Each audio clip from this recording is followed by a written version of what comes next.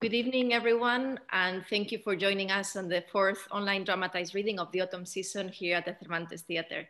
My name is Paula Paz, and I am the co-founder and associate director of the Cervantes Theatre in London.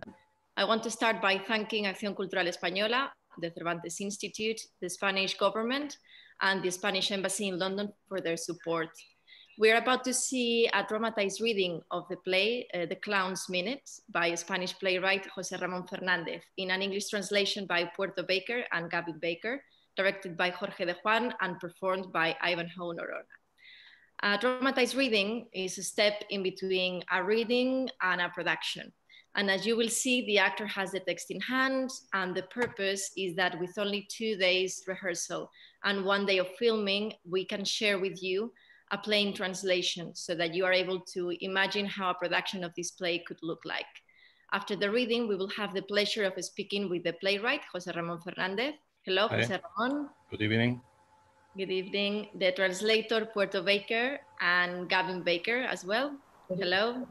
Hello, hola, hola a todos. We also have the director, Jorge de Juan. Hello, Jorge. Hello. The actor of the reading in English, Ivanhoe Norona. Hello. And also the actor of the original Spanish production, Luis Bermejo. Hello, Luis. Well, as always, we will have Candela Gomez with us, and she will help with the translation during the Q&A session. Please do send us your questions via the YouTube comment section or via Twitter. Well, I hope you enjoy the dramatized reading of The Clown's Minute, and we'll see you afterwards in the Q&A.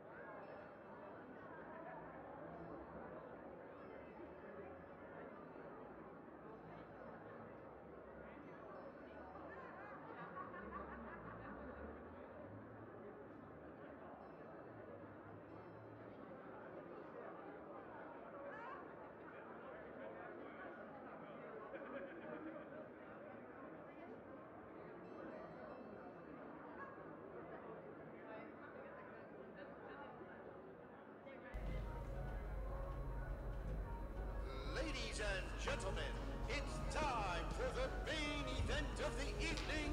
Are you ready?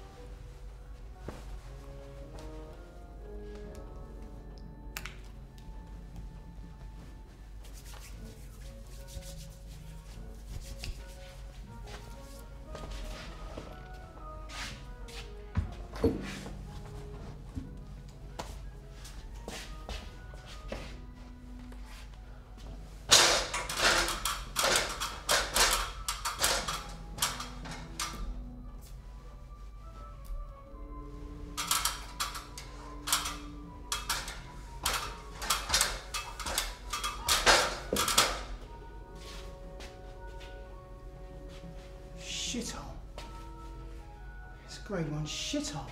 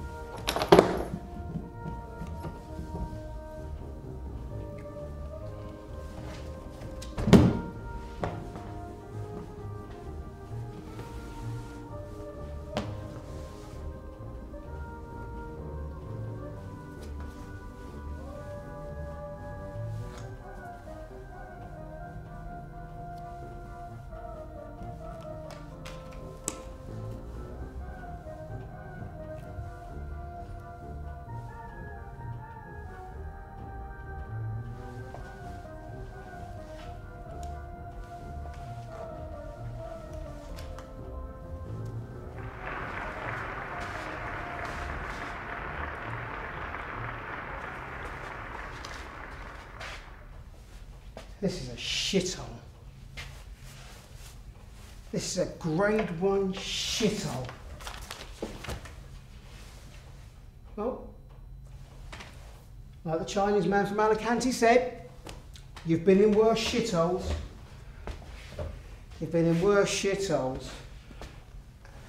and whorehouses, like the ones we were in last night, with whores that look hungry. It's a bit strange to look hungry nowadays. Boy, they looked hungry. Amarito, you drink here now, or you drink at the bar in the morgue. Oh well. Times will change. And times have changed. For the worse. All right. We'll wait. We'll wait. He says, it will be funny if you come down from below. What? In the theatre, no one sweeps down here. I mean, this pit hasn't been swept since Norman Wisden's time. Still, 3 acts to go. And then it's my turn. My minute. In the Great Circus Tribute Festival. Like if we were dead. I mean, they haven't got a clue. I mean, they haven't got a clue. I mean, it's a chivarri. It's a chivarri! That's what this is. It's called a chivarri. But they don't know what a chivarri is. So they've called it the Circus Tribute. Now it's the turn of the human cannonball. 2 lads go out to make the wait more amusing. There are things that we clowns must do, and actors, and the St. Petersburg Ballet, and Rimsky-Korsakov, and Ricky Martin, and Tom Jones. To make the wait more amusing, this is what the art is useful for. The art is useful for letting the winter pass, for forgetting life, for forgetting that you died, for forgetting that you know, send out the clowns! Go on, send them out! Send out clowns. Send in the clowns. Right. Do it well. Going out between acts is a very difficult job. I mean, it's a serious job. It's the job of a sorry clown. I mean, it's no small feat. I mean, these lads are good. I mean, they're very, very good. They know their act well.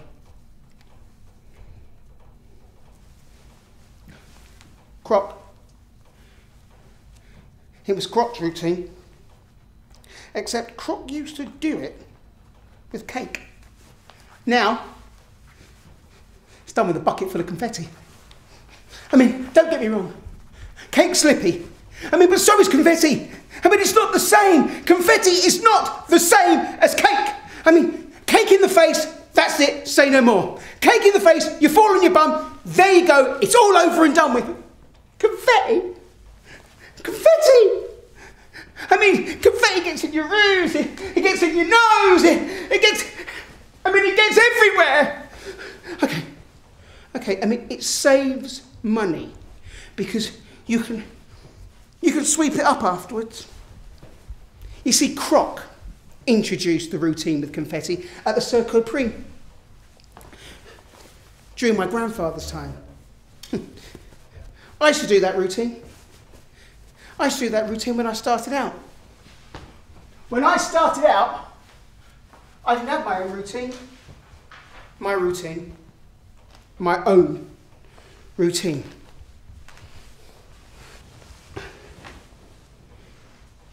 I should have inherited them from my dad.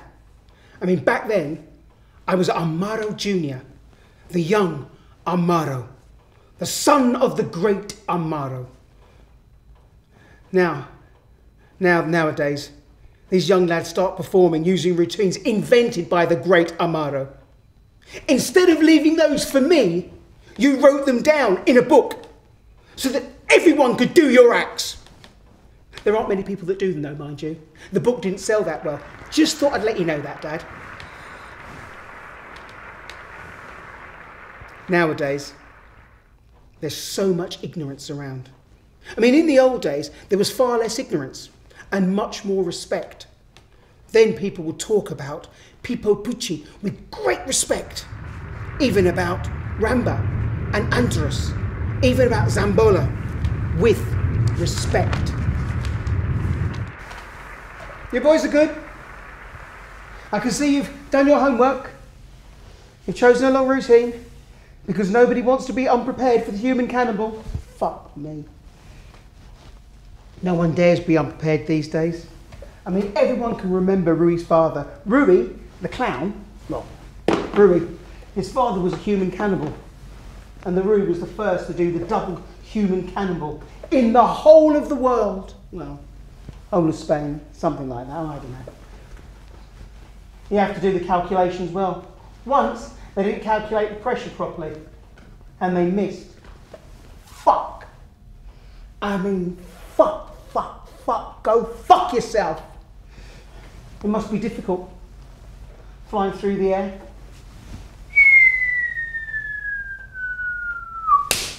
And then you miss the net. Fuck's sake. I mean, I wasn't there. You know. I mean, maybe I wasn't there. I mean, maybe it isn't true. I mean, I can't remember because I wasn't there. I wasn't even a clown then.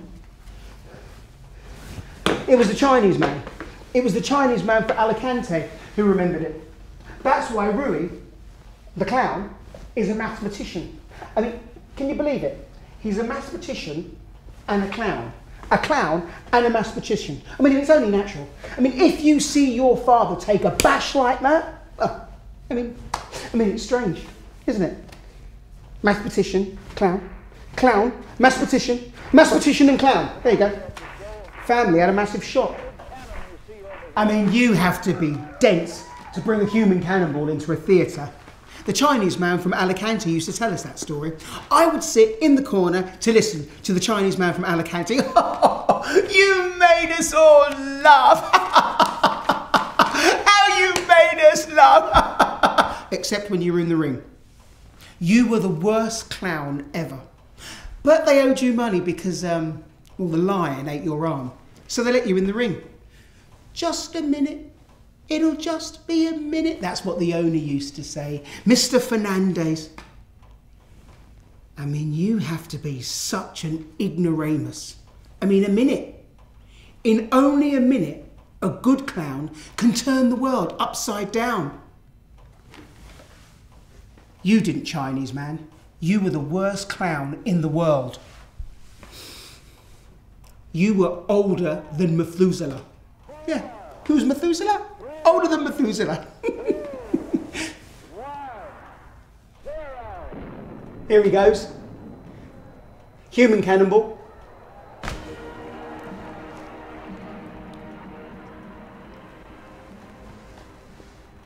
Monologues are a pain in the ass. I mean, you're very alone. I mean, of course, you're always alone. You live as you dream, alone. Fuck. Well, I'm not alone. I mean, you're here. I mean, it assumes that I don't see you. My clown is just waiting his turn to go out there. We've all been there, waiting our turn to go out. Life is something like that. I mean, you cajole yourself into believing that we do things, but all we do is wait. I mean, I'm sure that you've thought about this at least once. I mean, I've been waiting. I've been waiting about things that happen outside. I mean, next to where I am, but not where I am. One always thinks that life goes on somewhere else. On the way to the theatre today, I took a cab. And this taxi driver, he says to me, I love coming to the circus. It makes me laugh, not to think, because life is a real son of a bitch. It's better to think and not to laugh. No, that's the wrong way around. No, it's better to laugh than to think. Well, it looks like you can't do both. The truth is, if you think, you really get pissed off. So the other's true. If you laugh, you think. And me? Who do I think I'm talking to? Who do I think I'm telling this to? Who am I addressing this to? To whom am I giving this lecture? But who am I talking to? Some people talk to themselves. Is there anyone who doesn't talk to themselves?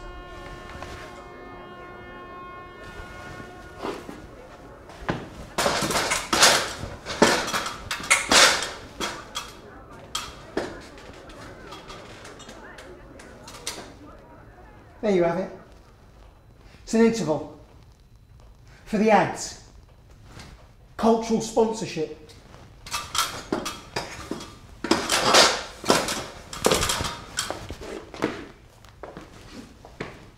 People always applaud the human cannonball. Flying's overrated. Those who fly look at you as if you smell a piss. Amerito, don't you fucking listen to them. You smell amazing.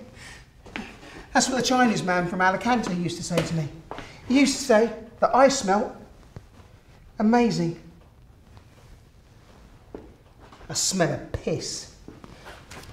I smelt of elephant's piss. That was my job. It was an important job. I used to walk the elephants, you know.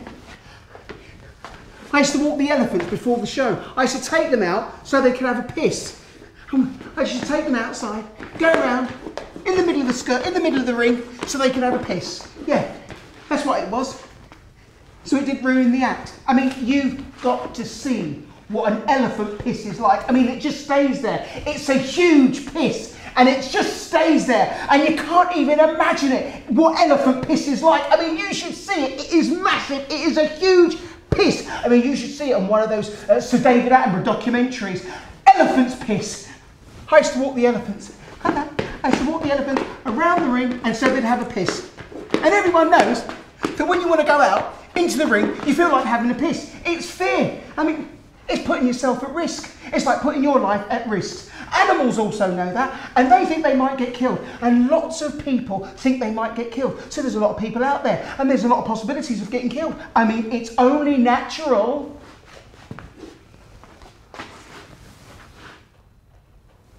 I used to like the elephants more than the clowns. My father didn't make me laugh. My father was my father, and it used to piss me off to see people laughing at my father. They're not laughing with you, they're laughing at you. The audience are assholes. The audience are assholes. I was going to be an elephant tamer. I was going to be called Sinbad. The elephant tamer. Elephant tamer is a really good job. Elephant tamer, like Mrs. Aurori. Sometimes I would go to the Great World Circus and talk to Mrs. Aurori. She'd let me ride on one of her elephants. They're the best, Mrs. Aurori. Oh, please, Mrs. Aurori, let me ride one of your elephants. Okay, just for a little bit, or you'll tire them out. I used to love those elephants. But my future didn't pan out that way. I didn't become Sinbad.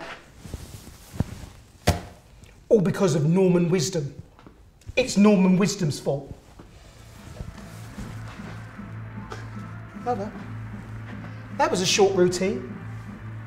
So the Populopoulos can go on with his trampoline. The children like that even more than the clowns. I mean, I don't know why parents like the clowns, or the dwarfs, or the bearded women, or the monkey dressed like people. Children like trampolines and The elephants. It was all Norman Wisdom's fault.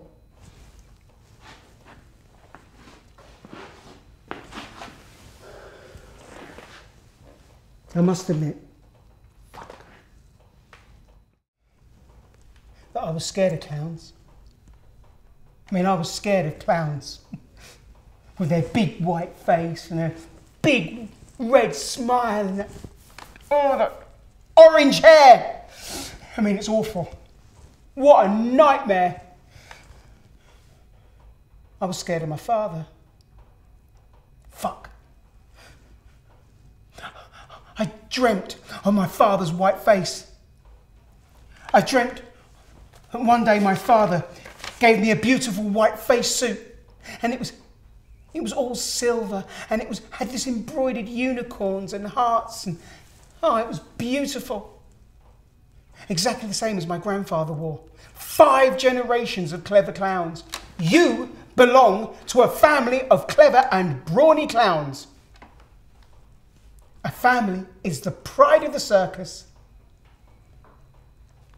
And I left in a rush. And all the family were there. My father was there, my grandfather was there, my uncle was there, my auntie from Italy, and my mother's twin sisters, and my grandfather's sister with all her tame dogs. And there was that man that used to sell earthenware jugs. I mean, he was always around. And I shat myself. And I embarrassed my father and my grandfather. I used to dream of that, but it wasn't a dream. I mean, that happened in real life. Fuck, how embarrassing. This boy is a moron! That's what my father said. He said, you must have slept around. My mother threatened to clobber him. She always threatened to clobber him, but she never did. I mean, she wouldn't clobber anybody because she was the strong woman. My mother could pull a lorry with her teeth. She could pull 2, 1 on each arm. And then fucking Norman Wisdom arrived. He appeared on TV and said, Mr. Grimsdale!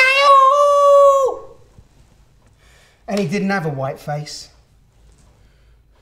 And then I said to my father, if I had to be a clown, I wanted to be one without a white face like Norman Wisdom. And my father said to me, that's fine. Be like Norman Wisdom. Be like the one on TV. It's better than nothing. You see, the one good thing about being a clown is that it's an easy life. You're either a clown sidekick or a whiteface. Either you're a stupid clown or a clever clown. I called myself Amarito Jr. Amarito Jr. Sounds like a song by Robbie Williams. I called myself Amarito Jr. and I was my father's sidekick. My father used to slap me silly in the ring and people laughed. I had a wonderful time. The great Amarito and Amarito Jr. Well, learn this well, son, because I won't repeat it again. It's very easy. People like to see how you fall on your ass. They like to see how I throw cake in your face, how I slap you in the face, and how, but not with an open hand. If you close your eyes, if you close your hand, it loses its fun. Learn this because I won't repeat it, okay? A pretty girl is better than an ugly one. A leg is better than an arm, a bedroom is better than a sitting room, birth is better than death, a chase is better than a conversation, a dog is better than a cat, a baby is better than a kitten, a kiss is better than a baby, and if someone falls on their ass and gets slapped silly, it's better than anything else. Well, that's all fucking well. But I used to go to the circus like someone goes to the office. I used to put on a little bit of makeup and go to the ring. And my dad used to slap me silly. And people used to laugh at that. And then I'd take my makeup on and I'd go for a drink of cognac in one of those dives or shitholes, drinking with the Chinese man from Alicante. One day I had this brilliant idea. And I was going to tell you, Dad, that I wasn't sure if this is what I wanted to do. I said, I like elephants. I like elephants. I want to be an elephant tamer, and I want to be called Sinbad. Sinbad the elephant tamer. And you looked at me, and you looked like you were going to burst into tears. And you stood up, and you approached me,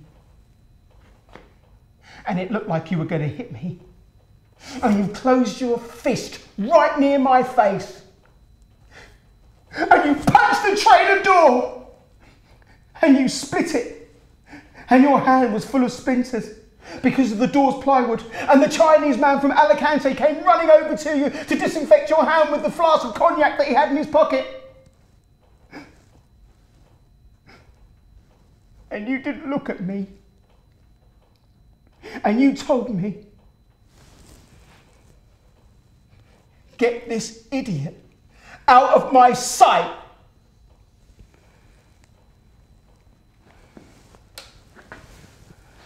You've gone too far, Amarito.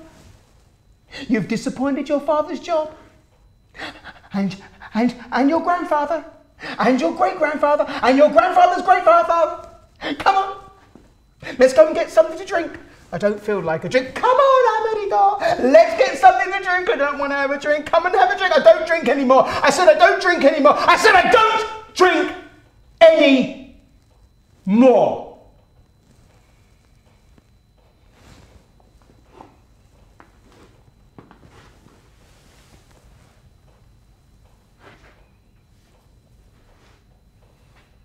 But the thing is that circuses are too small, and it's too hard not to find yourself in front of your father with your mother saying, what a shock. I spoilt you. I should have given you a huge clap the first time you got on an elephant.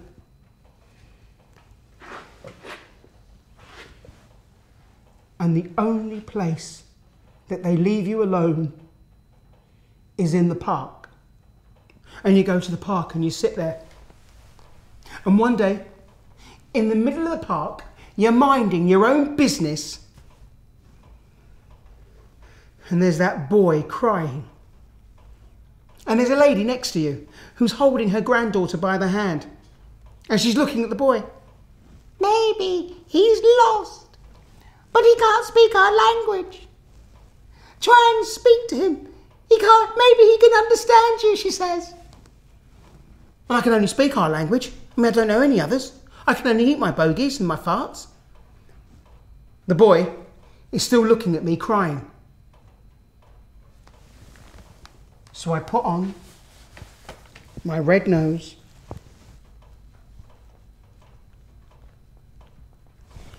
and I do a routine.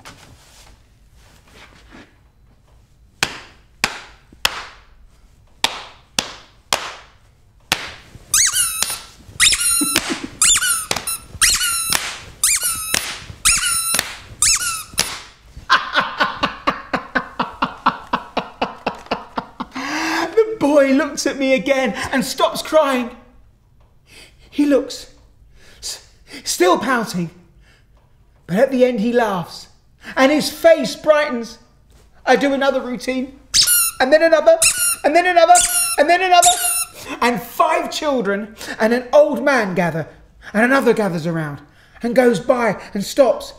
And then another one, and I've seen before, and he sits and he marks down on a newspaper in a circle, and a gardener that cuts hedges, and a sweeper who sweeps up dry leaves, and then more people come and they gather, and then I do the routine where I fall, I start to cry, and a girl gives me a kiss. At that moment, I realise I am a clown. I realise I am the flower that doesn't wither and nourishes others with goodness. I realise that my job is a celebration of life.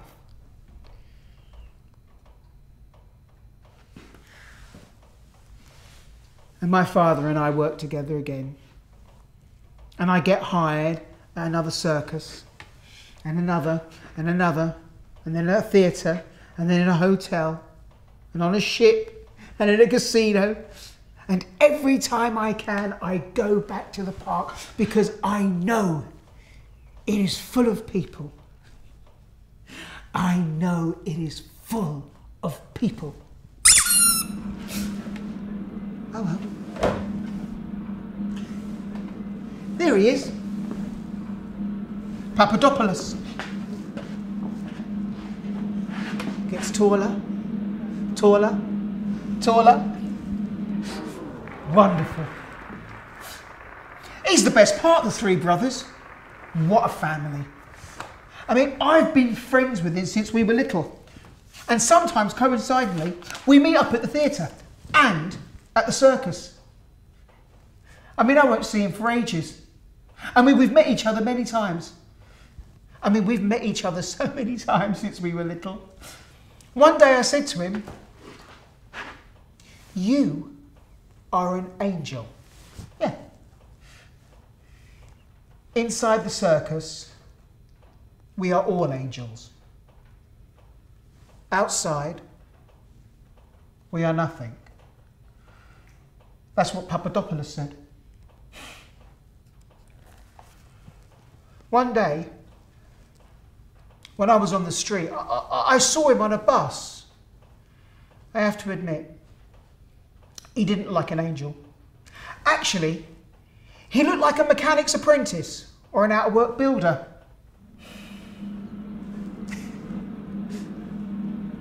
Outside, we're nothing. Look at that, a double somersault. It's wonderful! One more routine, the horses, and then it's my turn.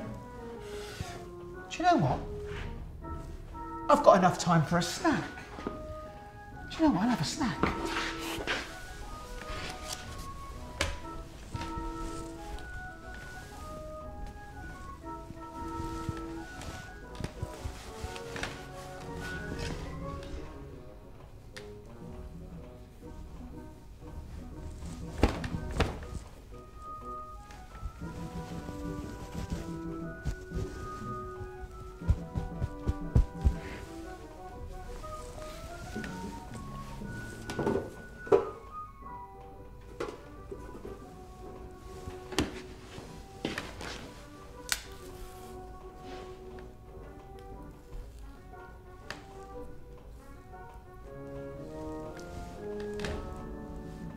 I don't like horses. I don't like going on after the horses. I just don't like horses. I don't like going on after the horses. I told the stage manager that. I said to the stage manager, I don't like going on after the horses because I don't like the smell of horses' shit.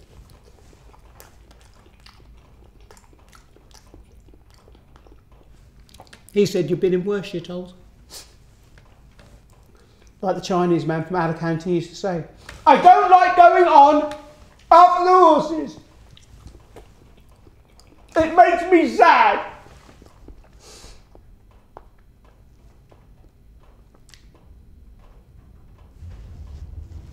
I once had love. Love. Disaster. It's a line of a poem. She was an equestrian. She was an equestrian artist. And I fell in love when I was invisible, and I was 14 years old. I was a real fugly when I was 14. And she looked at me and pretended not to notice. She used to talk to me about equestrianism. She said to me that they invented the modern circus for the horses. Yeah. I saw her perform. She was the same age as me, but she performed. She would stand on a horse and walk on the wire. During the break, we used to sell raffle tickets together. I mean, it was a small circus. She was Russian. Her mother was Russian. She taught me some Russian words. Bloop, bloop. I love you in Russian. Bloop, bloop. And she was blonde. I mean, she was blonde. Like fine gold hair. She was really, really, really blonde. She said to me that in the village where she lived, all the girls looked the same, but how can that be? How can that be that two are the same? I mean, they were like dolls with very, very, very blonde hair and extreme white faces and a little bit of colour on their cheeks and a petite body that was perfectly formed. And her leggings looked like a second skin. She was so pretty. I mean, very pretty. Very, very, very pretty. She treated me well, and it was obvious. She felt good around me.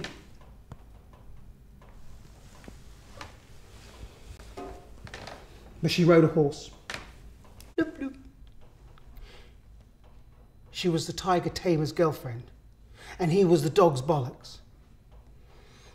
And I'm sure you're very happy with the tiger and the horses.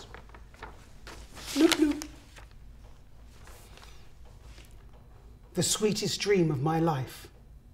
I say dream, but it actually happened in real life. Like the thing about my dad and the white-faced suit. But if I think that it was true, it looks as if I messed up. Bloop, bloop.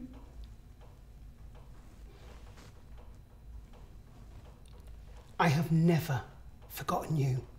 Never, ever, ever, ever. Bloop, bloop. I talked to you every single day of my life. I told you about the prize that I won at Monaco. And I had an urge. And I had to go to the toilet.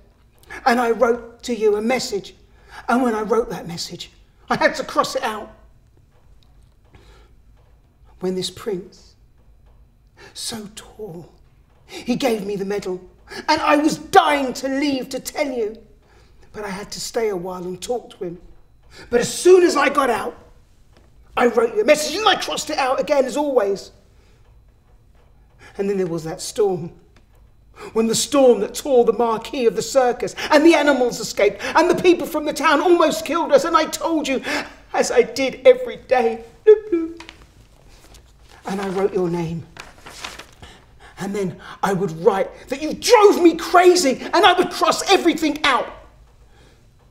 Because you're happy with a tamer of tigers. And he is the dog's bollocks. Bloop, bloop. I tried to be your friend, be close to you, so that you'd feel safe, comfortable. Often, after being with you, I would return with ice pulsating through my veins. But I would immediately recover my sense of hope when I received a message from you. A letter.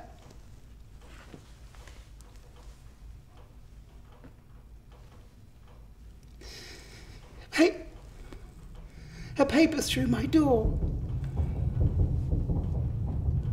Smile. A smile from afar. From the other side of the ring, the blue.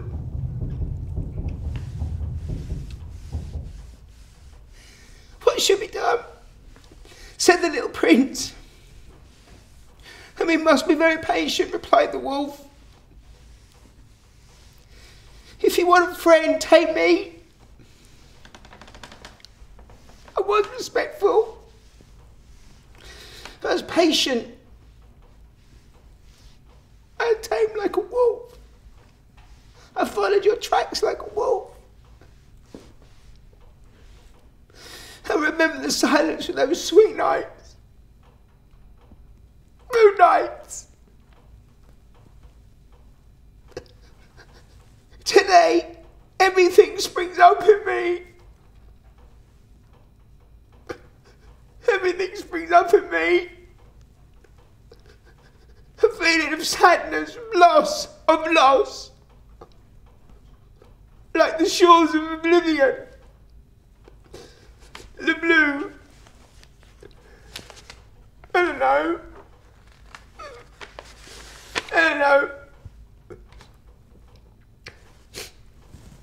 But at least I know how to say, You have been the light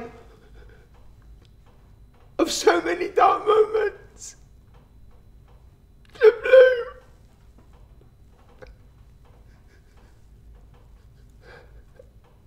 And I hope you're happy. Wherever you are. With the tigers. And the horses. Oh, fuck me, the horses. The horses. Equestrians can get a bit pedantic about horses. They insist that the circus is only round because of the horses. So the horses can canter around in a circle. Clowns existed long before the circus. A long time before the circus. A clown, Le Croc, in Bologna, in the 16th century. Yeah. Le Croc, in Bologna, 16th century. That's what the Chinese man from Alicante, that's what he told me. In Bologna. That's more or less. There you have it. And there you have it. My dad wanted me to be a Piero, a whiteface. I wanted to be a sidekick, a servant, a harlequin, the stupid one, the slap clown. It's better to be slapped than slapped. That's what Socrates says. Well, Socrates, not the footballer, the other one. It's better to be slapped and have people slap you. Or is it better to be slapped? Or is it better to slap?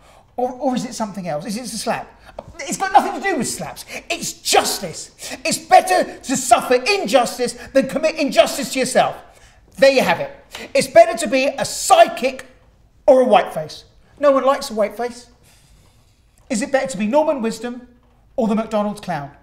When the circus of Astley turned up, clowns were already there. Before the horses, before the dogs, before the elephants, before the deers, before the monkey jacko, before the lion boobo, the circus has only been around for 200 years. So the horses go fuck themselves.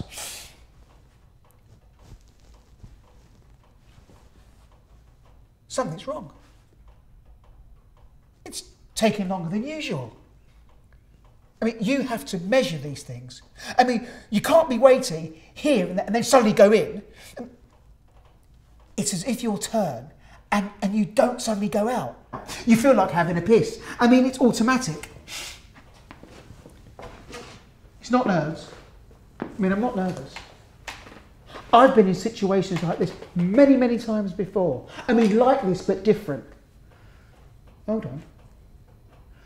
But what if the TV guy leaves? I mean, he said he'd leave as soon as my act was over. I mean, he had things to do. I've got things to do, but I'll come and see your show, maestro. He calls me maestro. I mean, it isn't out of respect. It's because he can't remember people's names. So that's what I've been told. Maestro, I want to see you live. I'm coming tonight.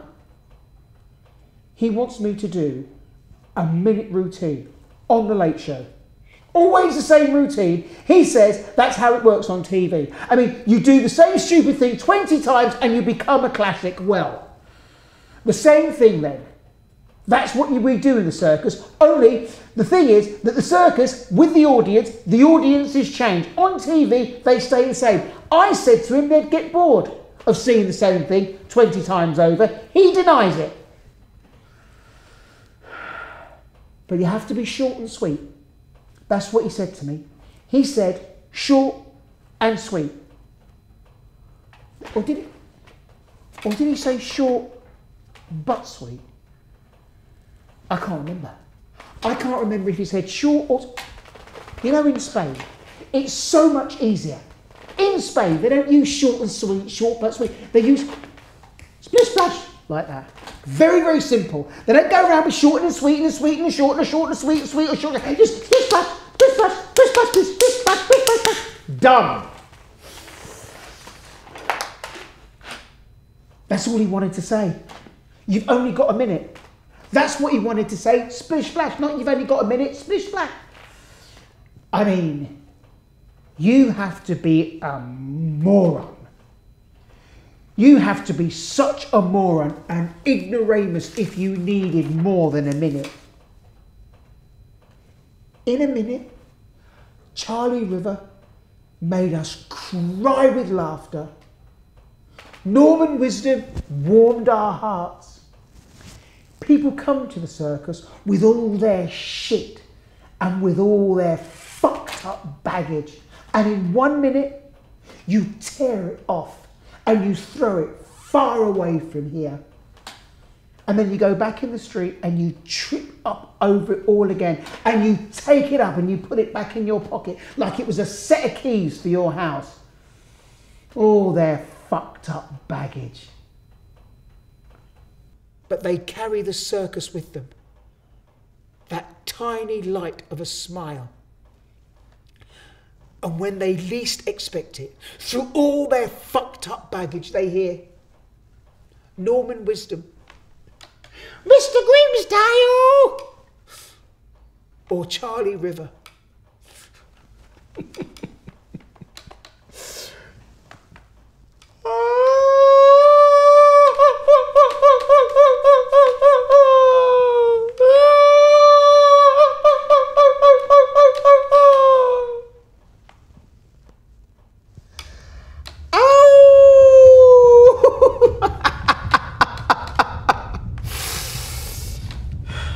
The TV producer's going to shit his pants. I'm going to do a minute that's going to make him shit his pants. I'm going to do a minute. He hasn't got a fucking clue who I am. They don't know who I am. They don't know who I am. They don't have a fucking clue who I am. They believe whatever they want to believe. I'm going to innovate. I am going to innovate.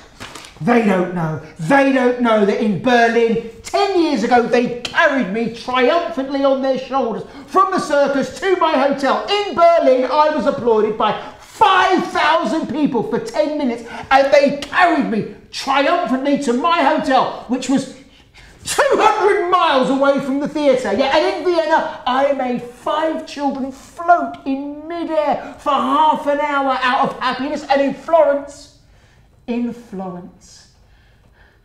I made a woman's hair turn black with my crying. I'm going to perform my guitar routine. That's what I'm going to do. I'm going to perform my guitar routine. You're going to laugh for a week. Your entire body is going to ache with laughter. You're going to shit yourself with that 1 minute routine. It's the best thing of being a clown. You see, being a clown, you can play music. Yeah, you play music. If you can't play music, well then you're not a clown. I play music. There are days for Bill Evans and Thelonious Monk, but the majority of the time it's for John Coltrane. I can also play the Spice Girls. On children's faces, there are days for Mozart's music. I can play music, but not a lot of music. I can't play music like Mozart, but I can listen to him because I know how the days are. Music is like laughter. It defends you from fear.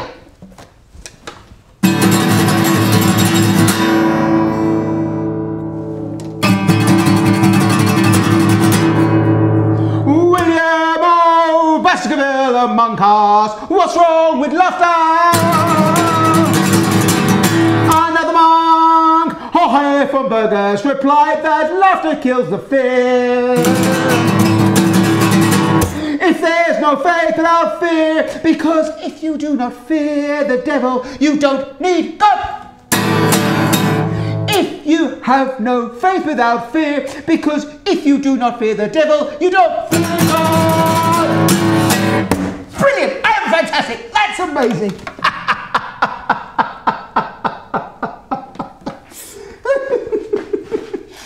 Some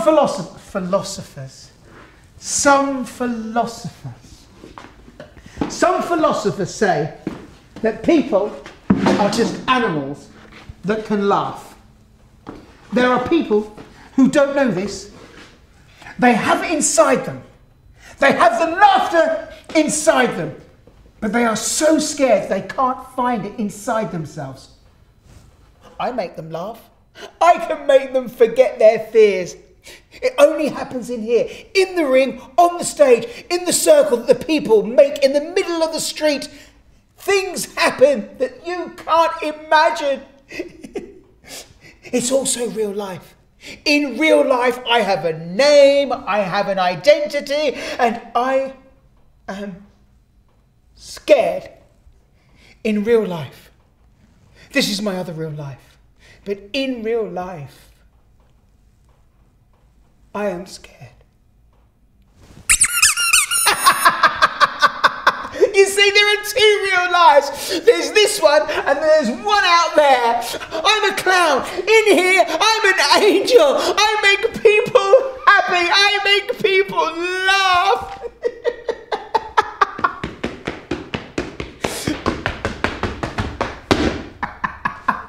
It does. Out there, I eat a flower or I fart and I can't continue with that conversation. I know how to laugh. Once in St. Petersburg, I made 5,000 people laugh at the same time. And the frozen sea crunched with the laughter of these people. I mean, for how long can you keep on laughing when you leave here? For how long can you? Sometimes I think, sometimes I feel that when people leave, I can stay here in the darkness and try to listen. That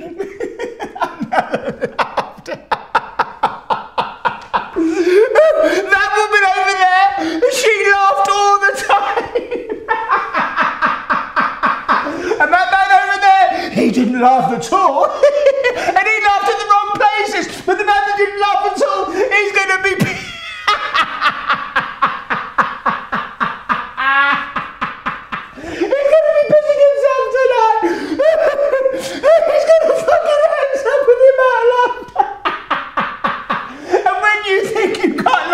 I'd like to take you by your hand and make you laugh again.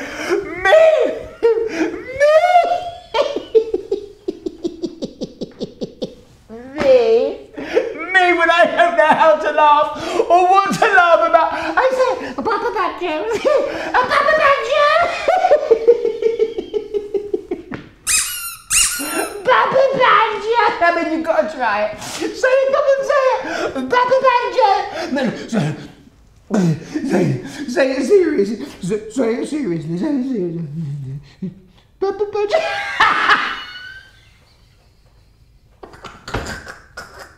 Papa Badger.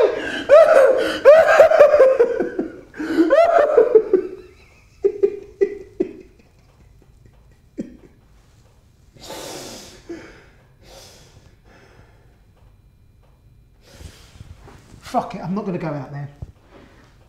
I'm not going to go out there. What happens if the theatre's empty? And what about if this is just a dream? I mean, this all could be a dream. I mean, all right. If this is a dream, I mean, why are you talking to me? I mean, no offence. I mean, we are talking. I mean, you're listening as well. But I mean that you would, that you would say something every now and then. I mean, you'd give me your opinion. You'd dive in. Oh, for fuck's sake. So this can't be a dream. I mean, there must be people out there. I mean, it must be full of people. I mean, full of people as usual. I mean, it must be jam-packed. People sitting on the floor, sitting in the aisles. It must be a ginormous success. A coup de grace.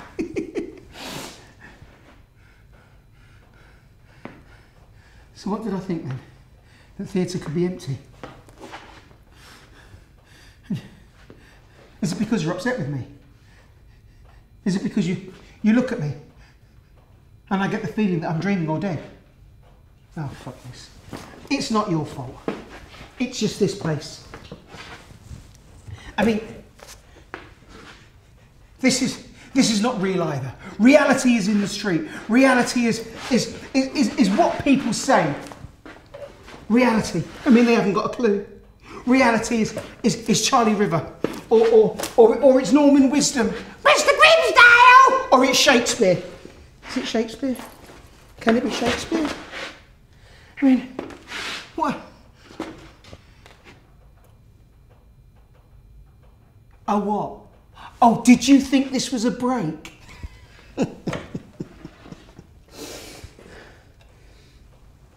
Reality is not in here. reality is out there? Or is it in here? Or is it out? Or it's reality. Fucking reality. Reality. Reality is my mum in hospital. Of course. Reality is my brother looking for a job. Of course. Reality is whatever your dream is. Everything that you dream. Reality is when you kiss that girl and you wake up and you know that it never happened. Reality is my son. Reality is when you remember your dead ones and you dream that they come to you and it feels good. Reality are the people who you see on the bus and when they come to the theatre. And the other thing is TV. TV is not reality. Yeah, TV. There are people who also believe what they read in newspapers. Newspapers are not reality. To laugh at the Tonettis or to laugh at Norman Wisdom or Charlie River is not reality. People are weird. Reality is this or reality is that. What am I guessing? I guess that I say that reality... I don't know. I don't know. I don't know anything. What? Why are you looking at me like that? Why have you got that quizzical look on your face when I don't know anything? I mean, what's wrong? What? Haven't I got my red nose on? What? I don't know. All I know is how to escape this. I don't know what is not or what is not to be. You know what? I should have painted my face. Clowns paint their face when they go out there. And then they take the paint off and they go out onto the streets. And then they take a bus and the tube and they walk through the streets and nobody asks them anything because they don't care. They don't care about anything and they don't want to think. I don't want to ask anybody anything. I mean, I'm not a genius. I am certainly not a genius. I mean, things just come to me. They either come to me in the shower or they come to me when I'm having a shit. Why don't people ask me things when I'm having a shit? I only know how to eat flowers or how to fart. I know how to kill your fear. Only for a short while. And when I get on the bus and I look at those people and I think about, and we think about our things and how we can fix them if they let us. No one needs clowns anymore. You know, people like the fact that we can die, that we can hurt ourselves, that we cry and that we go out. I mean, that's only normal. People love to take risks. People also risk their lives. You know, when I go into that park, I risk my life. If I don't make those who form that circle laugh, do you know what? I die. I die. I put on my hat. I take off my hat. I have tears in my eyes that are the same age as the earth. Outside there is sun. Outside there, it snows. And there is fine rain. And the wind, it moves your hair. Outside there, it is spring. And there is snow. And it is cold. And there is nothing like it. The silence of snow. Or it might be chucking down. English people say it rains cats and dogs.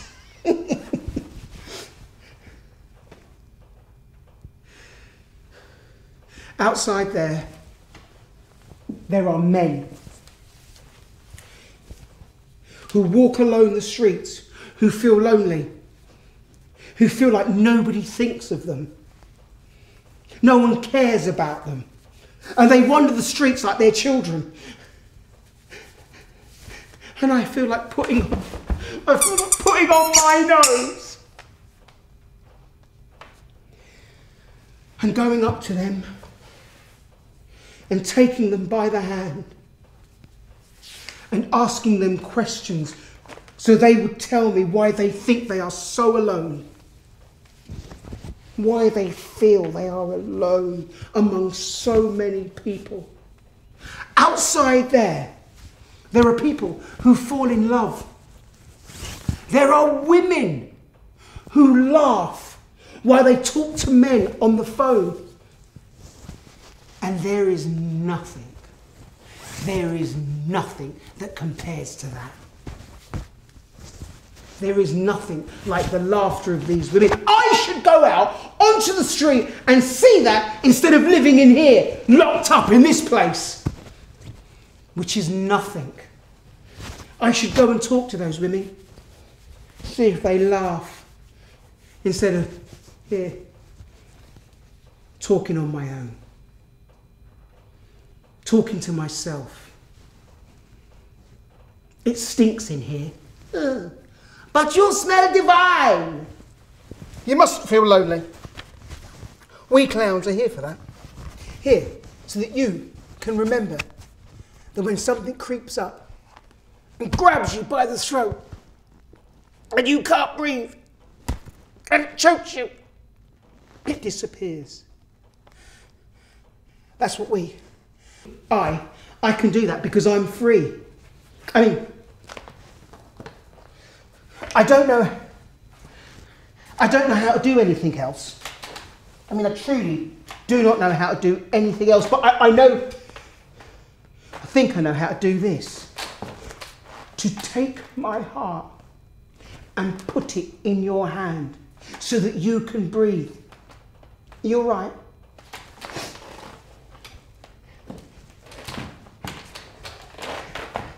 Yes, of course clowns are necessary. How are they not necessary? Who said that? Who said that? Was that me? Shit. Was that me? Well, no. Aren't clowns necessary? The Chinese man from Alicante. Do you know what he once said to me? He said, Oscar Wilde once wrote, what? What? Can't clowns read Oscar Wilde? If Rui could write maths books, me, I can read Oscar Wilde. Let's not quibble about it, okay? Oscar Wilde wrote, if you want to tell the truth to people, make them laugh. Otherwise, they'll kill you. And there you have it.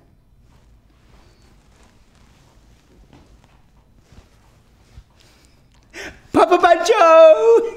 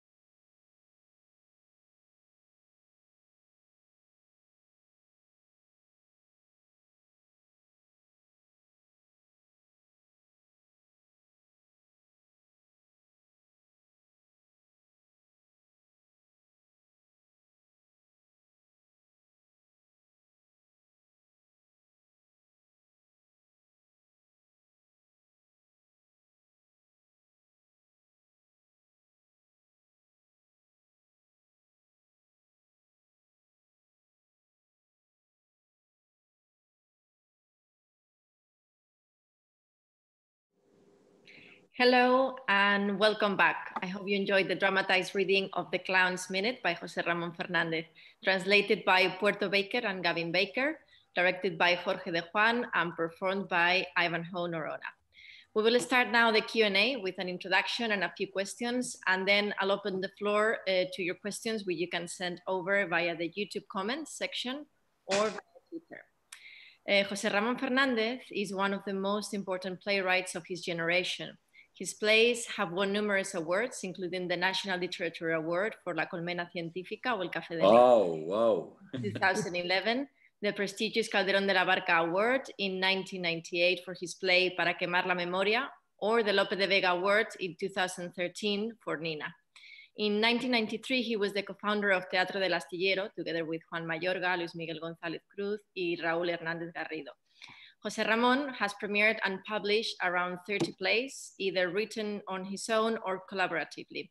The first play of Trilogía de la Juventud, Las Manos, received the Critical Eye Award and the Max Award from the SGAE for the best play in Spanish in 2002. And he has also premiered nearly 20 adaptations or translations. His work has also been translated into English, French, Italian, Arabic, Polish, Romanian, Greek, Serbian, Hungarian, and Japanese. José Ramón also holds a degree in philology, and he currently teaches in different universities. Hello, José Ramón, and welcome. Hello, Hola, good evening. bienvenido. I'm very happy. I'm very happy to I'll introduce you now to Puerto Baker. Puerto Baker is the house manager at the Cervantes Theater. She holds a degree in English Studies from the University of Seville, a BA Hons in French and English language with the Open University, and an MA with distinction in translation, specializing in drama translation from the University of Newcastle. As part of her dissertation, she translated into Spanish The Harbor and Ghost Town by Ben Samuels from the Limbic Theater. We also have with us Gavin Baker. Gavin is Associate Professor and Head of Music and Performing Arts at the London College of Music, University of West London. He has worked as a director, playwright, and dramaturge, and he's currently researching the development of the generous practitioner. Hello, Puerto and Gavin. Good evening. Welcome. Well, we have here with us as well Ivanhoe Norona, that you have seen performing now. Ivanhoe has worked extensively in theatre, where he has played Sir Toby Belch for the Plymouth Barbican, Bottom, Fluellen, Tybalt, and Macbeth in Shakespeare's classics. He has also played Changes in Hanif Qureshi's Buddha of Suburbia, and Stephen in Patrick Marber, Dealer's Choice. He was Paulino in I Carmela here at the Cervantes Theater. He has also worked in several films and featured in second series of The Crown, working with Matt Smith. Hello, Ivanhoe, and well done. We have Luis Bermejo. Luis is a renowned Spanish actor who studied performing arts at the Escuela of Cristina Rota. He has an extensive career in theater, cinema, and television. And he's the founder of El Zurdo Theater, where he performs and directs plays such as La Ruleta Rusa or La Ventana de Chiringris. Ya no hay zurdo, pero bueno, bien, bien. Welcome. Perdona. I will say to everyone that he's here with us because he's the actor that performed The Clown's Minute in Spanish in a production directed by Fernando Soto, so in the original production in Spain. So we'll talk later a little bit more with him and with José Ramón about the creation of the character and of the play. Welcome. We also have with us Jorge de Juan. As many of you know, Jorge de Juan is the founder of the Cervantes Theater here in London and the Spanish Theater Company as well. And he has an extensive career of more than 30 years as an actor, director, and producer in theater, film, and TV. Hello, Jorge. Hello. And finally, as you know, Candela Gomez, she normally is here with us helping with the translation. She's an actress and a long-term collaborator of the Cervantes Theater, and she will help José Ramón and Luis if they need any help with the translation. Hello, Candela. Hi, good evening. Well, I have all of you here with us. I'll start with a question to José Ramón. First of all, congratulations for such a brilliant play. And I would like you to tell us a little bit about where the idea comes from and how is the creative process for the Clown's Minute. Quería preguntarte, primero darte la enhorabuena, José Ramón, por esta obra maravillosa. Y luego preguntarte de dónde surge la idea y cómo fue el proceso creativo de escritura. All right. So let me first say congratulations to Jorge and Ivanhoe for this work, and also to the team of the recording, because I watched many plays in video. And for me, it was a very good work this night. So you say about the birth of this. Well, Fernando and Luis and me, we work we have worked in many performances, and I think it was in the 6th year. 2006, we were making a work in a promenade play in a garden in Madrid, and Fernando proposed us. I am thinking about to work with a clown about the dignity, about the pride of the profession of any musician, any dancer, any actor, any clown is so important. This clown who works in the park, in the street, and the tenor who is in the Royal Opera House. So we started to talk about this. We talk about this, and we never found the moment to start to work. And the fourth man in this team, is Luis Crespo, had a meeting one day and say us, we have the premiere this day in January, so you will see that you can do. And we started to work with improvisation. I remember in the first time there was a puppet, for example. One day I came for the says, and they say we have killed the puppet. There will not be a puppet anymore, and it was a war. I can say I have wrote this play on the skin of Luis, en su piel, sobre su piel. For me, it was very interesting to see this, to watch this play in another voice, in another body, because it was any word of the play was think for Luis, for his manière for his kind of voice. For example, in the last minutes of the play, there's a moment that said he takes the hand of one of the person of the audience and said, "You're fine, you're well." He has today some glasses, horrible glasses, but if Luis looked you with his blue eyes and say you're well, you're fine, you will be very quiet, very fine. You will find the piece for this weekend. So I have wrote everything for him, and Fernando has proposed us to find the rage, the anger of this profession, who is every time trying to explain the people that this is a non-renewable profession, that is Candela, ¿se me entiende algo? Perfectamente. Sí. Si quieres que te lo traduzca ella, a lo mejor incluso hasta te digo, porque como además Luis no habla Luis. No.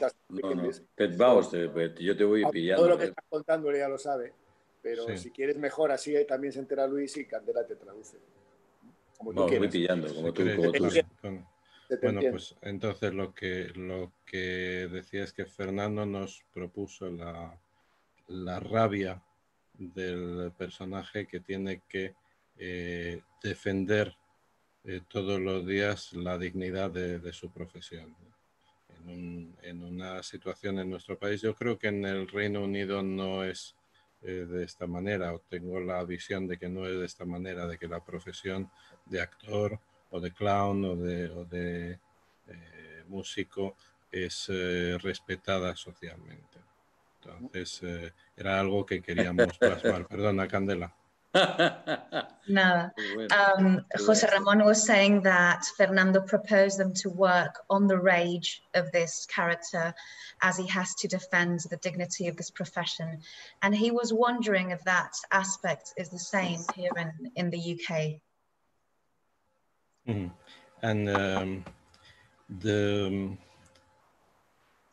the play was born with these 50 minutes, and was born with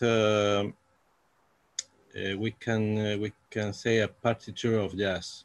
So it's the text that has played so well Ivanhoe, but there's some moments that are absolutely free for the work of the clown. So in the moment of the lunch, when it's with the banana and so on, Luis can, perdona Luis, Luis puede, bueno, es un texto que tiene un par de momentos de partitura, de jazz, y como el texto que ha hecho Ivanhoe en el momento de la merienda, cuando está comiendo el plátano, y luego cuando está con la guitarra, etcétera, son momentos de pura libertad para el clown en los que improvisa. La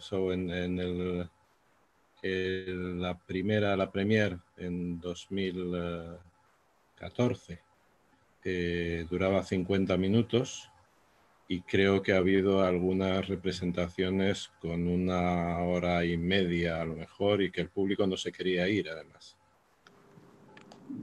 José Ramón was saying that the moment where the clown stops to eat, where he's eating this banana, is a moment of freedom for the clown where he could improvise. And it normally lasted 50 minutes. And on some occasions, the audience just didn't want to go.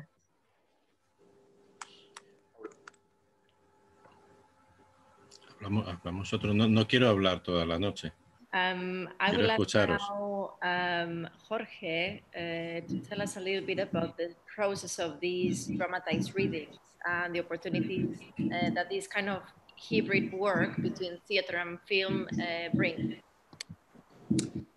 Well, as you perfectly know, because we are talking about this, we don't know yet how to call these kind of things that we do, because at the moment it's a dramatized reading, but we are doing something more than a dramatized reading, although we are doing it in 3 days. And as you can imagine, it's very difficult to do this in 3 days and try to be a production.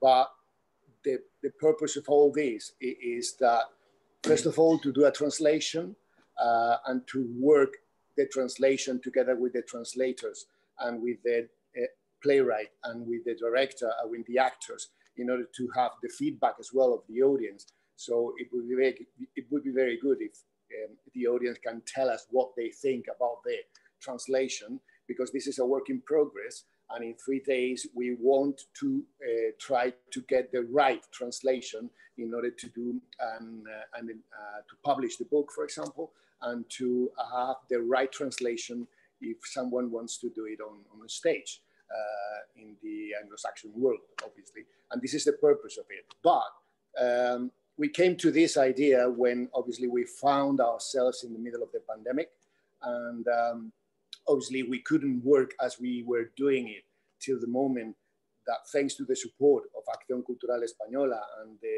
agreement that we had with them, we are doing these dramatized readings and we are doing productions of the Spanish playwrights. And then as we couldn't do it, and I think we are not going to be able to do anything on the stage till January, then we decided to do it online and to do it this kind of work between the theater and film, but mainly for the audience to understand how it could be displayed, done as a production. So this is the way we are trying to work. And one of the names that it came to my mind yesterday that it could be called is ¿cómo te he dicho antes? Una lectura cinematográfica, a cinematographic reading. So we'll see. If you have got ideas, you're welcome to say. Thank you. And now that you were talking about translation, I think it's a great moment to ask Puerto and Gavin, because I'm very interested to know about the translation process for this particular play, and the process and also the challenges that this play has for a translation. So tell me. First, well, yeah, the obvious challenge was, being Spanish native. Yes, you get to. It was a lot of, the process was a lot of talking, a lot of, kind of meeting and see, how will this work better for a British audience. And what I found as well a bit challenging was the fact that it was a monologue, because it's not the same as like you have a dialogue, you have different actors. And this monologue was, I think it was so special. So I congratulate José Ramón, because it was almost like you could see the human thoughts. So I put that on paper, and then how it was written. Like I remember asking you as well, is this done on purpose the way it's written? Because it's like always like all capitals. Then there was a moment that it was more like, well, it was like a poem, written in verse. And I remember Ivanhoe, you said as well that it sounded so poetic. And I was quite glad, because that's what I thought when I read it, and we both talk about it. And it was like, and now how do I, because of course I understand it in Spanish, how I do transfer that onto the English, so that the actor can understand it and can follow the flow, So that was for me, I think the biggest challenge. Yeah. I don't know if you want to add anything.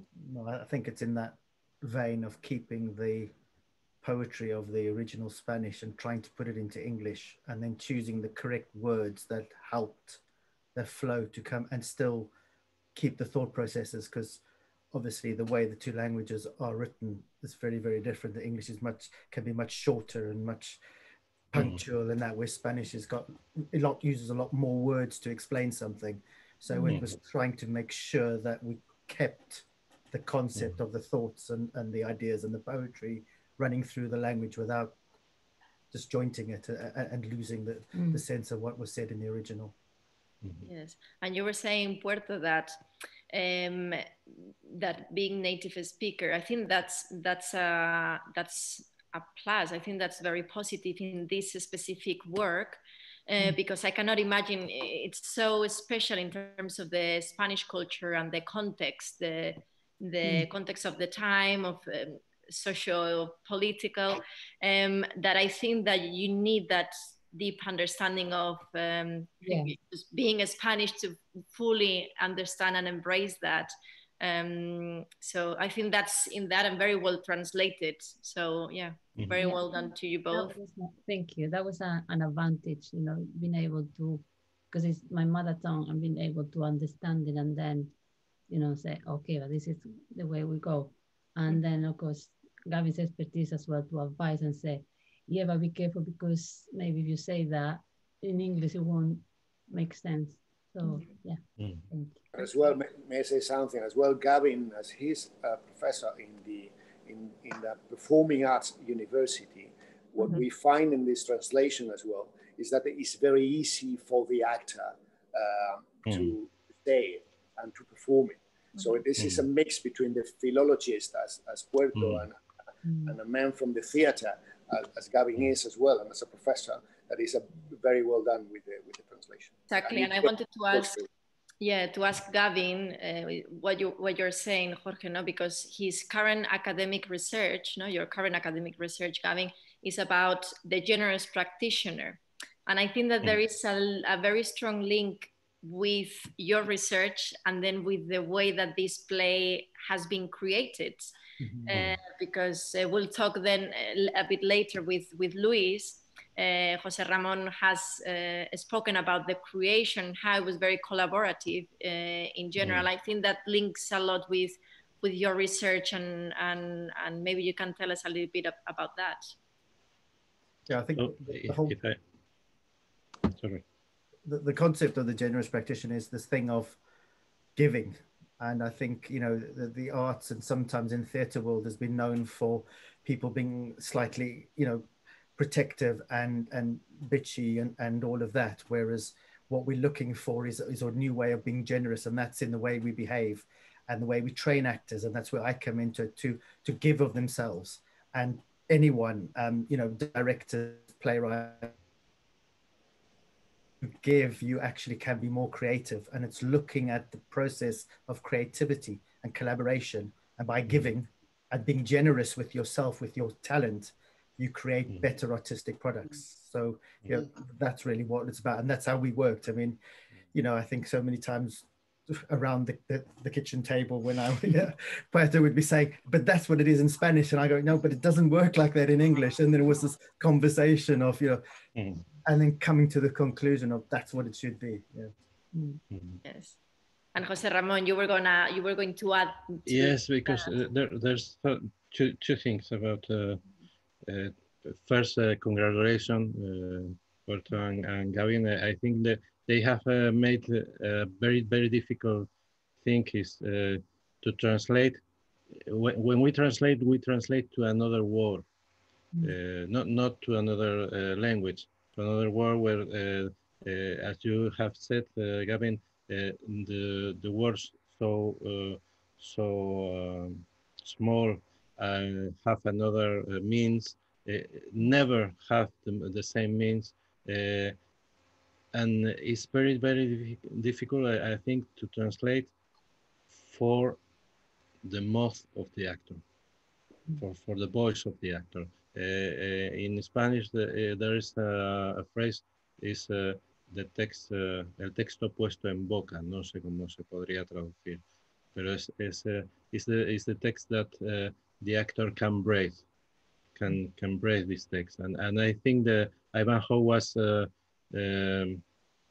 estaba a gusto. He was well with this text, and it's another thing I want to say about the text.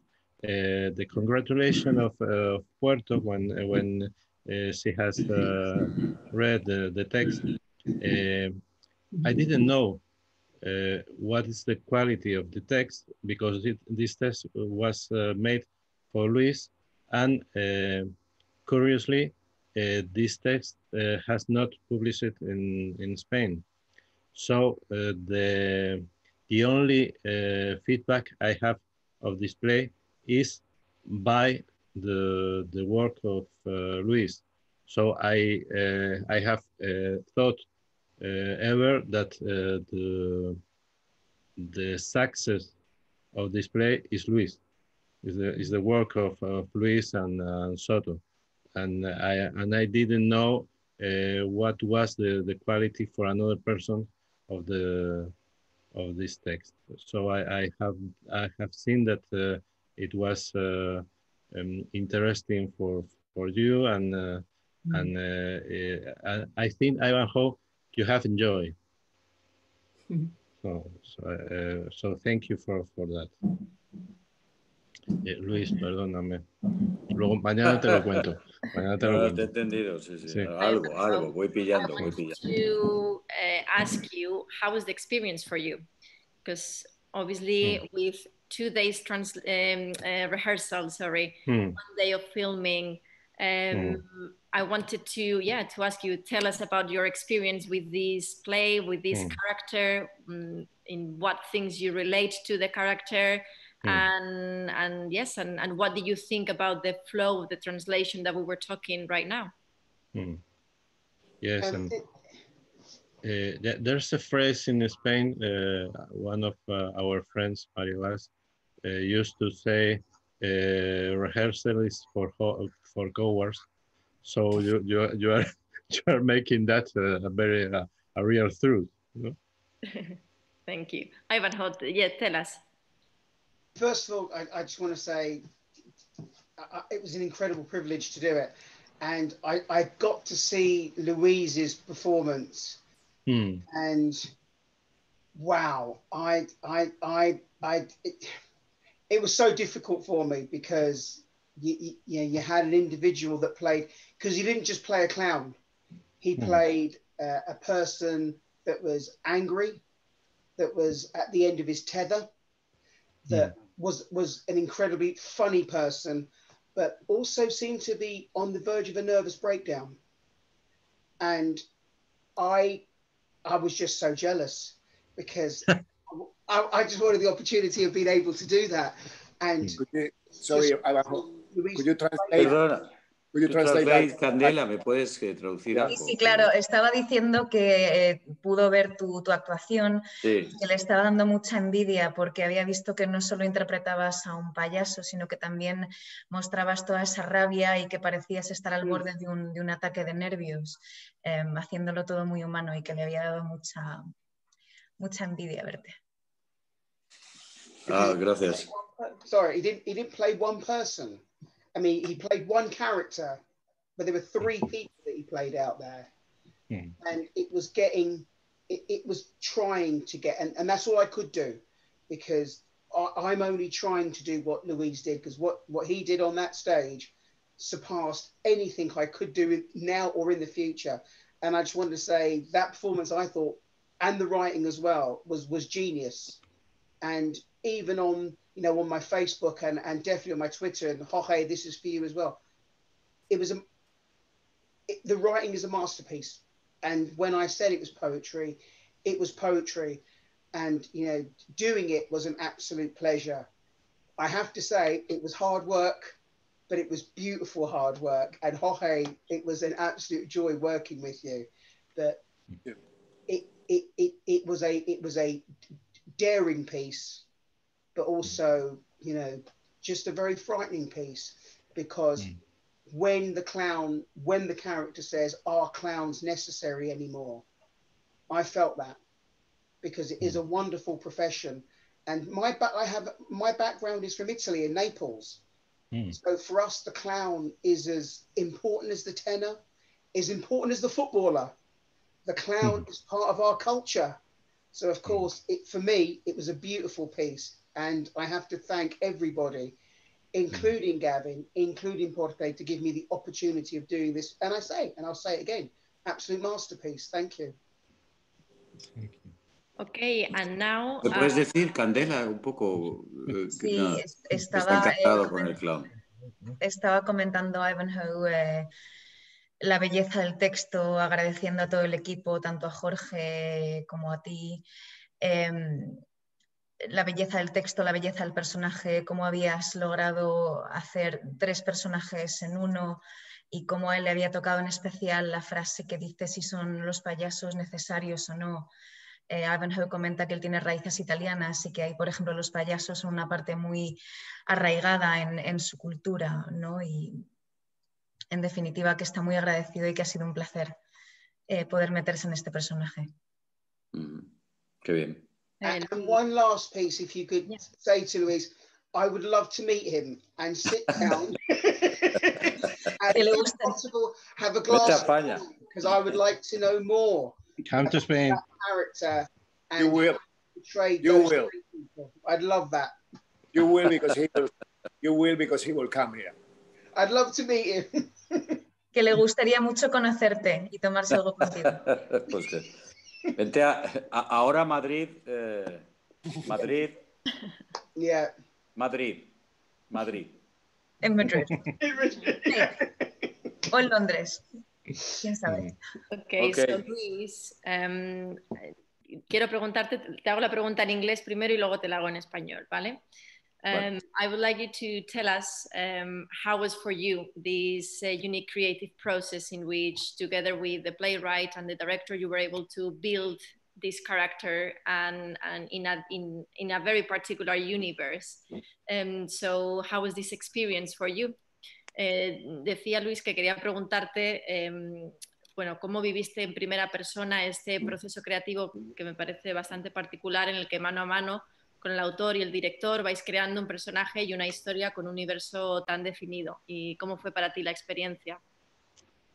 Ok, bueno, antes que nada, daros las gracias por Ivanhoe, congratulations, y pues, también a vuestro teatro, el vínculo que estáis haciendo con las dos lenguas, culturas, con la española madrileña, con la londinense. Parece que ya dije a Jorge el otro día que, bueno, felicidades, enhorabuena.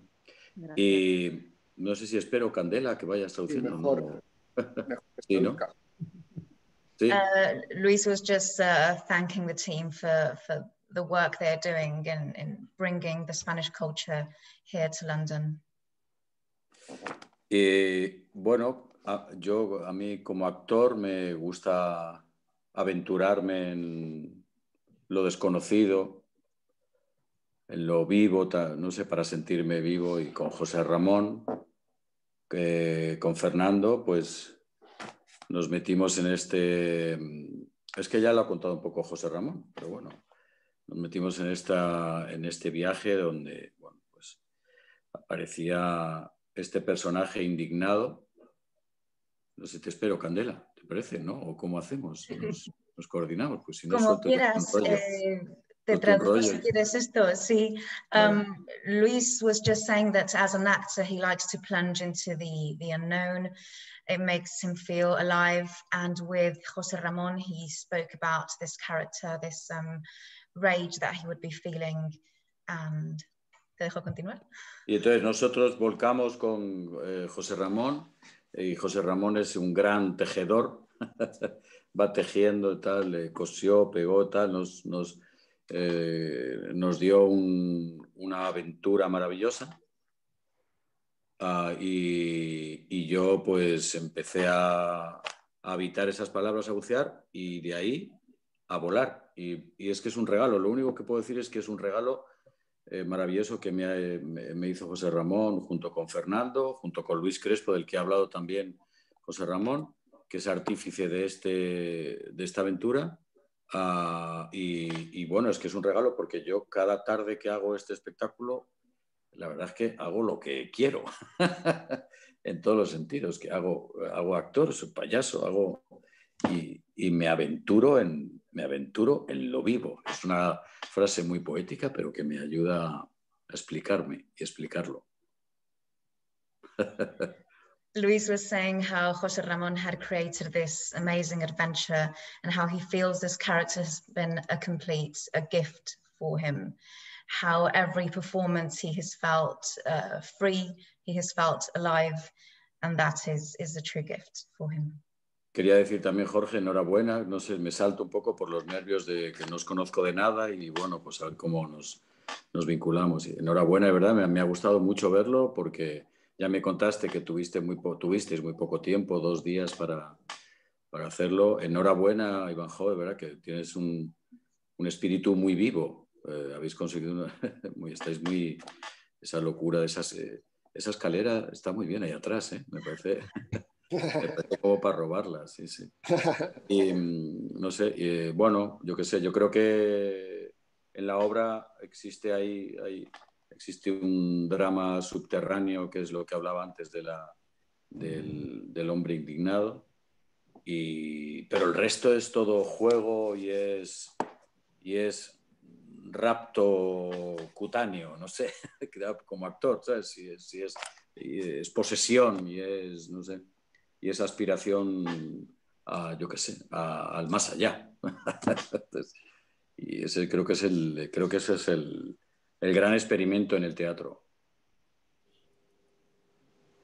Luis was saying he was first of all congratulating Jorge and Ivanhoe for the work, for what they have accomplished in such a short time, and also speaking about the drama within this play, which talks about a frustrated man. But aside of that, as an actor, he feels great freedom. He feels it's all fun and games, and aspiring to something bigger than that on stage.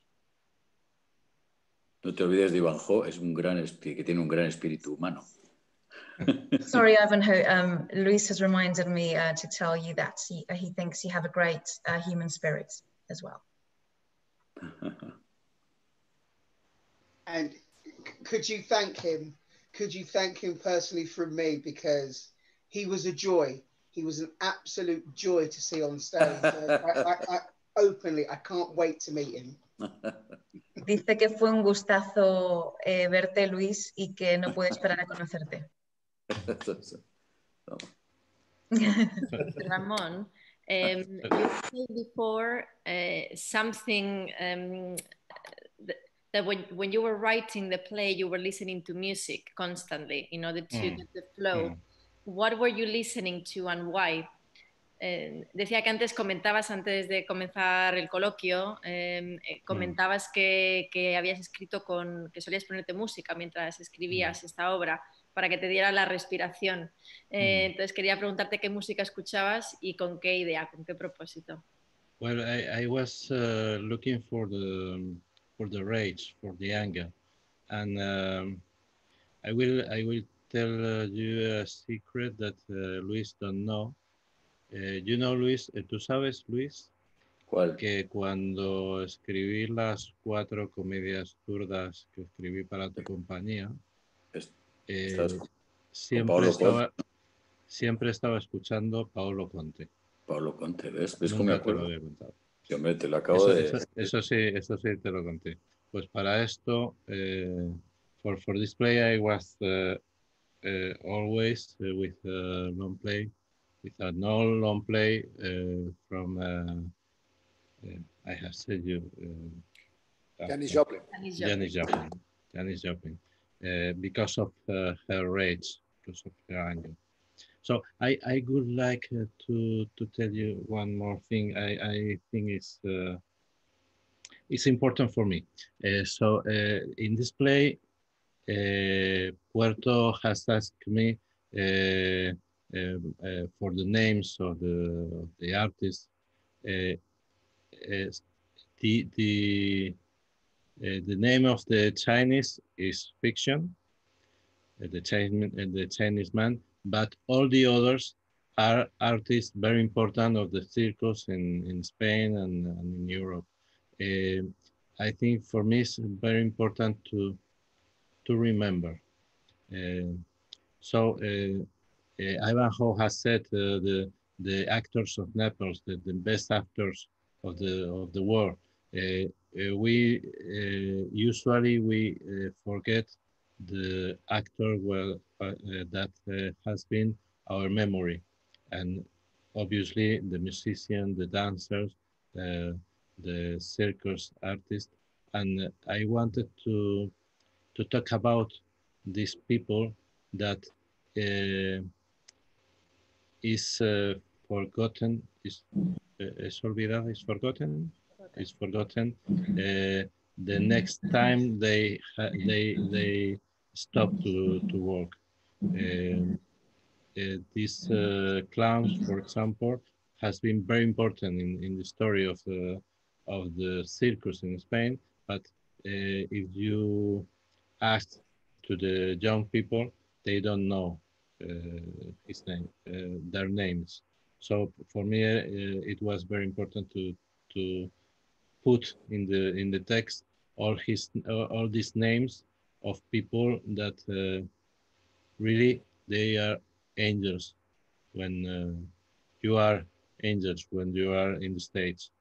You are persons out of the theater, but when you are in the stage, you are angels. And for me, it was very important to put it in the play. Thank you. Mañana te lo cuento, Luis.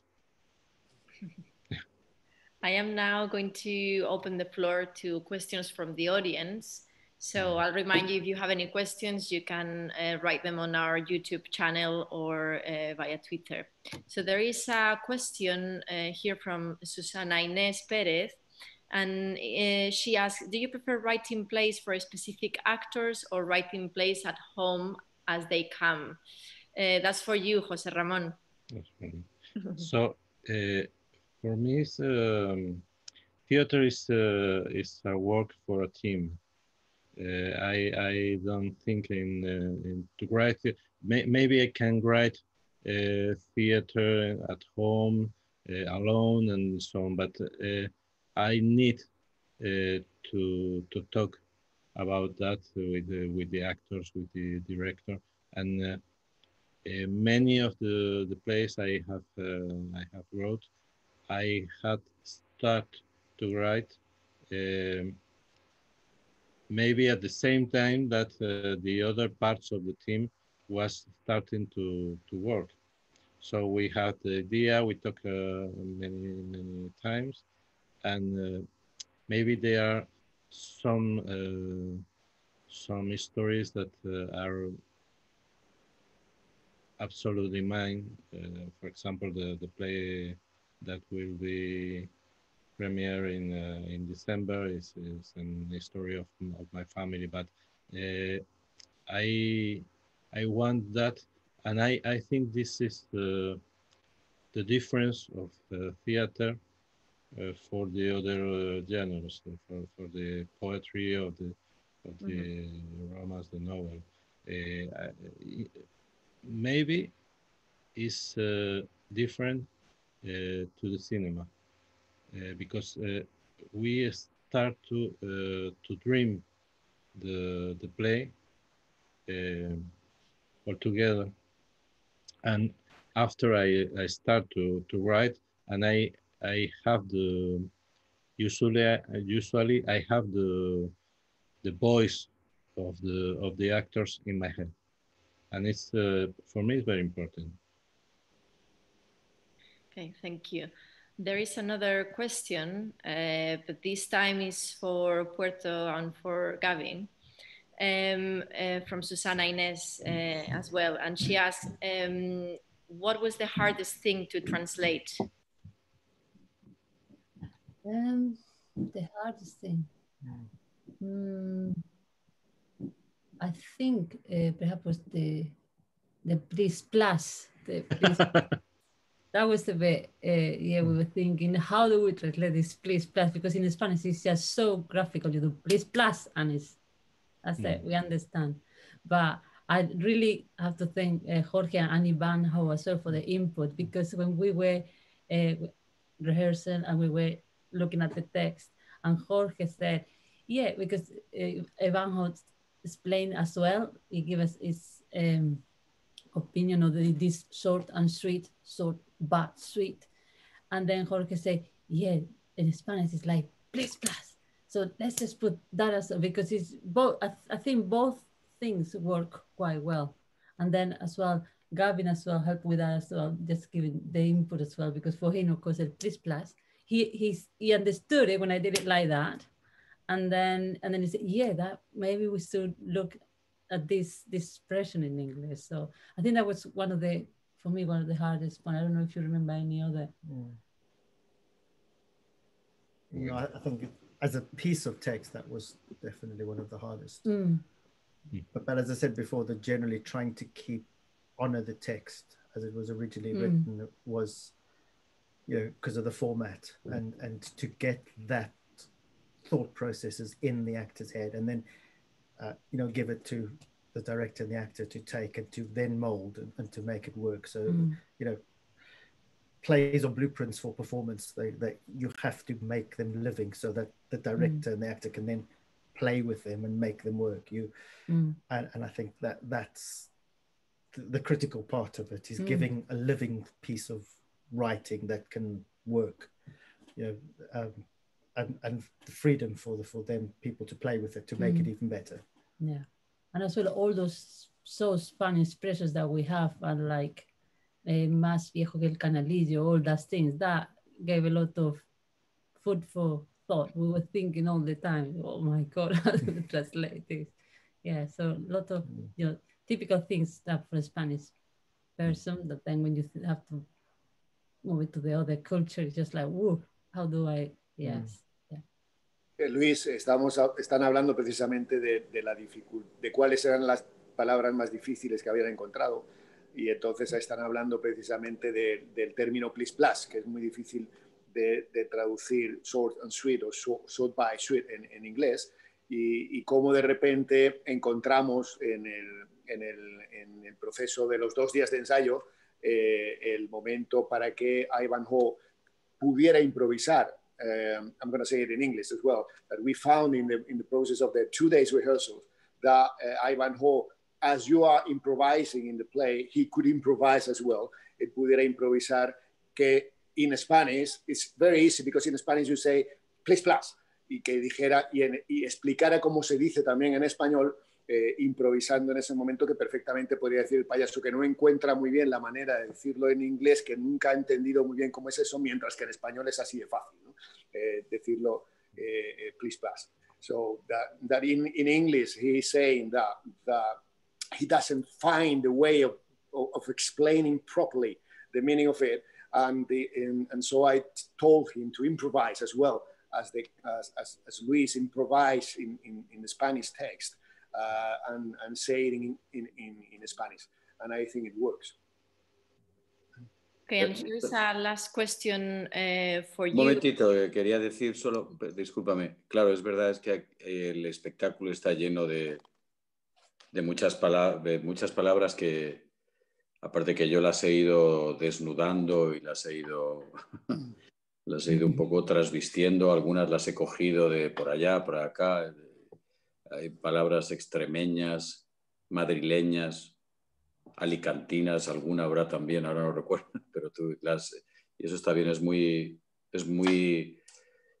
Spanish clown. There is another question here. Candela. Yeah, yo quiero darte Luis, material. Luis was just saying that in the play there are many words and sayings that are very Spanish, and that he himself, when he was performing, he took them, he altered them, and he made them his. But ultimately, it's a very Spanish clown. Este payaso ha cogido el lenguaje el lenguaje que me ha dado José Ramón y lo ha ido tirando por el suelo, lo va, ¿sabes? Actúa a cuerpo abierto y lo va tirando así. Y ahora esto es eso. Y eso, como José Ramón es mi amigo, pues dice, pero hombre, ¿cómo? Y entonces, venga, Aldo. Y esa es la cosa. Y junto con Soto igual. ¿Verdad? You're saying that this clown has taken all the words and the language that José Ramón gave him and basically just played with it. Because they're friends, he's been able to do that. And after that, there's a thing, it's a thing I have learned talking about that when I was young with people from the Royal Shakespeare Company. It's all the words have a meaning, the meaning of this word, but they have the meaning of the music of this word. So when I write, I try to use the words that has the meaning in his music, in his rhythm, in his breath, and I think they have made the same word in the translation. They have searched the word that had the meaning in his music. So it's very difficult many times to use a proper phrase. For example, en peores garitas hemos hecho guardias. How you translate it? So you have to use a proper phrase similar, but you will search not the meaning, but the music of this meaning. So I didn't know, don't remember how have you translate, for example, this. Yeah, I think that was the street hole, wasn't it? Street hole. We've been in worse street holes. Yeah. Yeah. Also, as well, the input from Ivanhoe was very, very important there as well. Of course. Okay, so now the last question for Jorge, which says, will the Cervantes Theatre consider this play as a production for next year? Yes. We had the privilege to start the Spanish theatre company before that we had this theatre with a play by José Ramón. That it was, I think it was our second dramatized reading. That it was Nina, translated by Catherine Boyle.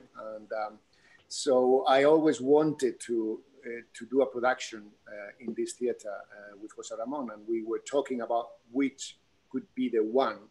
And when we had this problem with the impossibility of doing things here with an audience, then we thought, and I thought that this could be a very good production to do this year, because, as you know, we are doing productions in Spanish and in English of the same text. And then we could have the privilege of Luis and Fernando Soto, that he's not tonight here because we thought that we are going to do the production next year. So the three of them, hopefully, if everything goes well for the next year, they will come and they will do the production here in Spanish while we're doing the production in English as well. So for sure, they will come next year. Okay, thank you. Well, that's the end of the Q&A. I want to thank you all, José Ramón, Luis, Puerto, Gavin, Candela, Ivanhoe, Jorge. Thank you so much. It's been a pleasure talking to you. And I also want to thank again Acción Cultural Española, the Cervantes Institute, the Spanish government, and the Spanish Embassy in London for their support. And a big thanks to you, everyone, for joining us today. So I look forward to seeing you on Thursday, the 22nd of October, which will be our next dramatized reading, which is Happiness by Marilia Samper, translated by Stephen Capsuto, and which I will have the pleasure to direct. So have a lovely evening and see you soon. Thank you. Take care. Bye. Bye. Bye.